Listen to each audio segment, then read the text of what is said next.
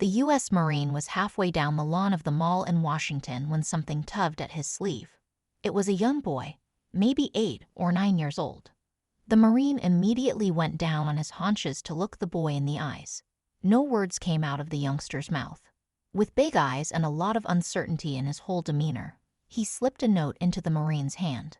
Then he turned around and ran back in the direction he came from. Perplexed, the Marine unfolded the note and read it. The words on the slip of paper rang like alarm bells in his head. He rose to his feet in a flash, dug his cell phone from his pocket, and dialed a number. He had to get back up and get it now. 8-year-old Keenan Williamson sat at the kitchen table of the tiny apartment he shared with his mom. He was doing his homework and waiting for the half hour he'd get to spend with her. She left for work at 5:00 a.m. every morning and then came home at around 5 in the afternoon. For 30 minutes, she would listen to Keenan's stories about his day.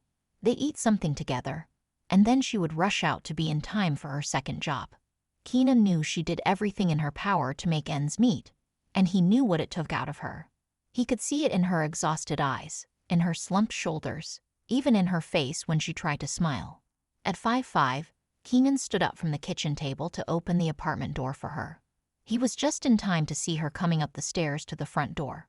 She was looking particularly tired today, and by her frown, he knew she was carrying something else in her heart, something that was upsetting her greatly. They hugged each other and held hands as they walked into the apartment. She sat at the kitchen table with him for a while in silence. He could see she was working up the courage to tell him something, and he let her be. She would say what she had to when she was ready. Keenan reached across the small round table and rested his 8-year-old hand on hers. Jennifer Williamson looked at her son. She didn't know how to tell him. It would shatter the little bit of peace he had and upend his entire young life. But she had no choice. He had to know. After all, he was all she had, and she was all he had. They were two against the whole wide world. "Keenan," she started, "I need you to be brave. I have something to tell you." Already, she could see the concern on his little face. It broke her heart. Keenan grew up so fast after his dad left. Almost instinctively, he started to pick up the slack around the apartment while she was at work. He washed the dishes and cleaned the living room, and nothing was ever out of place in his bedroom. If she let him, he'd do the washing too, but she wasn't ready to load that onto his tiny shoulders as well. He already seemed to know and understand too much for his young age. Jennifer took a deep breath, steadied herself, took both his hands in hers, and told him she'd been to the doctor twice in the past 3 weeks. The first time was to run some tests, and the second time, which was today, was to get the results. The results were not good. She had cancer in her breast. The doctor told her about the various treatment options, but her prognosis was far from good. At most, the doctor had told her she had 6 months to live. Jennifer tried to use the lightest possible words and not burden her son more than she had to, but she didn't think downplaying it would help him in the long run when the hard truth was out there. She watched Keenan carefully. She saw his young face scrunch up as the news sunk in. His eyes watered up, and he wiped the tears away with the back of his hand. Jennifer squeezed his hand. She promised him she was going to fight this illness with all her might, but that was going to cost money. The treatments were expensive, so was the medication she would need. She wouldn't be able to work as many hours anymore, and that meant they would have to make do with less money. By this time, Jennifer was crying too. In front of her eyes, Keenan's demeanor changed. He did that thing he did to comfort her. For a little while, he became an adult. When he put on his brave face, he instantly looked 10 years older, and that's what he was doing now. He was showing her he had her back, and that he would do absolutely anything that needed to be done to make sure she got better. But in her heart, Jennifer knew there was no getting better this time. She squeezed his hands again and told him the rest. "Because I can't work as much anymore. We're not going to have the fun Christmas we planned, Keenan," she said with a shaky voice. For 6 months, Jennifer had put away a little bit of money every week with one aim only: to create the most amazing Christmas cheer Keenan had ever experienced. For a month now, during the little bit of time they had together, they'd laughed, planned, dreamed, and got excited about this Christmas. It was going to be a dream festive season regardless of the hardships they faced. Keenan flashed a weak smile. "It doesn't matter, Mommy," he said. "We'll still make it great. We'll be together, and all the things we wanted to do this year can wait until next year when you're all better. Jennifer didn't know how to tell him next Christmas. Well, she just didn't know how to tell him. Up in his room, Keenan's mind was a roller coaster. There was a part of him that was terribly sad. That part knew that his mom was going to die. It frightened him and made him want to cry uncontrollably. But there was another part of him too. This was the part that could make what his mom called Keenan plans. The young boy pushed his sadness and fear to the back of his mind and focused on his Keenan plan mind. He decided at that moment that he was going to make this the best Christmas his mom had ever had. He had absolutely no idea how yet, but the decision was made, and Keenan knew if he put his mind to something, he could make it happen. The next day at school, Keenan couldn't concentrate. The teachers in his first 3 classes of the day admonished him for daydreaming. They were right, he was daydreaming, but he wasn't about to tell them why or what about, not yet anyway. By lunchtime, Keenan had figured out a plan, and by the time he headed to the bus stop after school, that plan had solidified. The bus stopped a block away from the apartment. Keenan broke into a run the moment he stepped off the bus. There was a book he needed right now. It was on the shelf in his bedroom. That was the last piece of the puzzle. As soon as he got home, Keenan bolted to his room and looked through his bookcase. Practical Steps for Young Entrepreneurs. That was the book he was looking for. He spent a few hours reading and rereading one chapter. He awoke before his mom the next morning and prepared her breakfast. He opened his mother's bedroom door with his foot and carried the tray over to her. "My beautiful boy," she said when she woke up, "you are truly my angel." While she pecked at her food, he asked her the big question. Could he go to the mall in the city after school? "What do you want to do there?" his mom asked with a frown. "It's something for school. I have to interview a bunch of people, ask them questions and write down their answers," he said. He hated to lie to his mom, but this bit was crucial if his plan was going to work.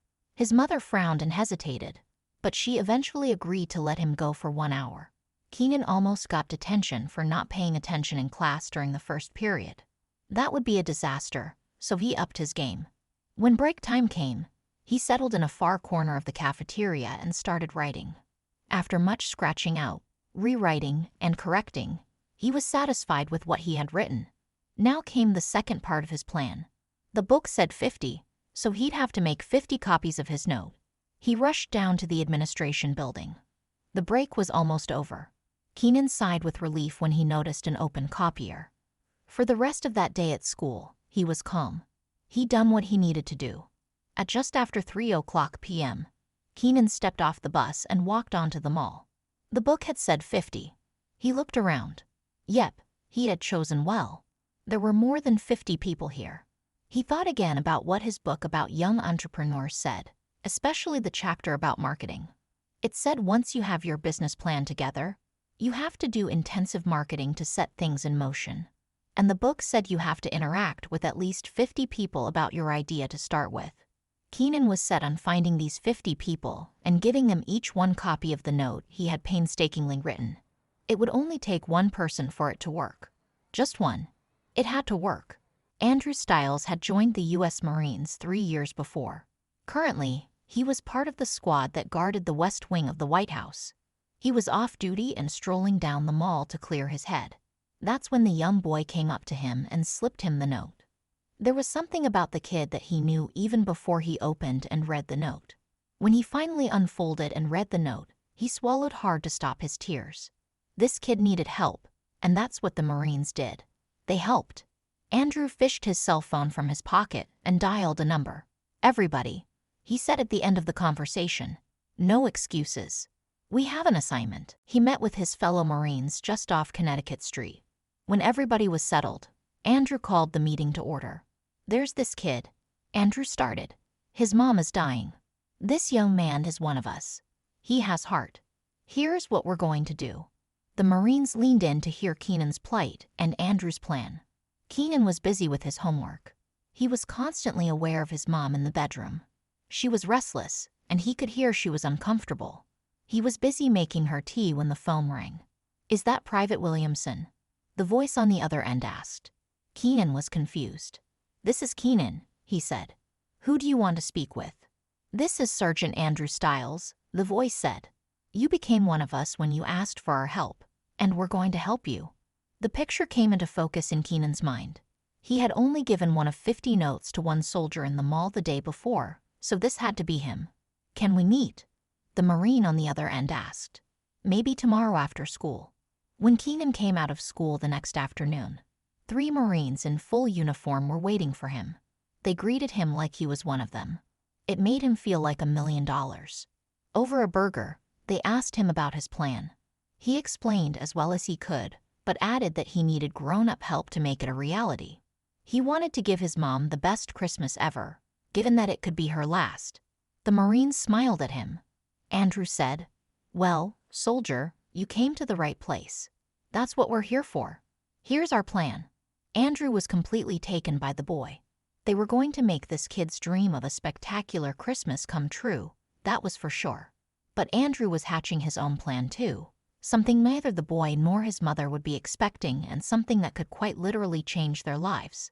On Christmas Day, Keenan helped his mom get out of bed. He ran her a bath, put her clothes out for her, and encouraged her when it was obvious the pain was bad. "What are you up to, Keenan?" she asked with a twinkle in her eye. "You're up to something, I can see it." There was a knock on the door. "You sit, Mom. I'll get it," Keenan said. He flew up and ran to the door. There were 9 Marines at the door, all with something in their arms. One had a turkey, another had a ham, others had various vegetables, and yet others carried bowls of dessert. 2 men had a fully decorated Christmas tree between them, and another had a bag of wrapped Christmas gifts. "Where do you want these, Private?" Andrew asked with a smile. Keenan smiled back and showed them where to place the Christmas tree and then took them through to the kitchen. "Sergeant Andrew Stiles, U.S. Marine Corps, at your service, ma'am," Andrew said when Keenan led them into the kitchen. "You sit, and we'll serve you lunch." Tears flowed down Jennifer's cheeks. She reached out and took Keenan in her arms. "You did this." Another knock on the door. Andrew said, "I'll get that. I know who it is." He returned a few moments later with an older, distinguished-looking man. "This is my father," he said proudly. "Dr. Quentin Stiles. He's an oncologist." What Andrew didn't say was that Dr. Quentin Stiles was one of the top oncologists in the country. Many considered him a miracle worker. Patients with the worst imaginable prognosis came to see him, and somehow he managed to cure them. Andrew kneeled on one side of Jennifer, and Dr. Stiles on the other. "My dad has agreed to treat you free of charge." 1 year later, Keenan and Jennifer sat in their lounge. They had a small Christmas tree up, and there was a turkey in the oven. Christmas cards from Andrew and Quentin Stiles hung on the corkboard.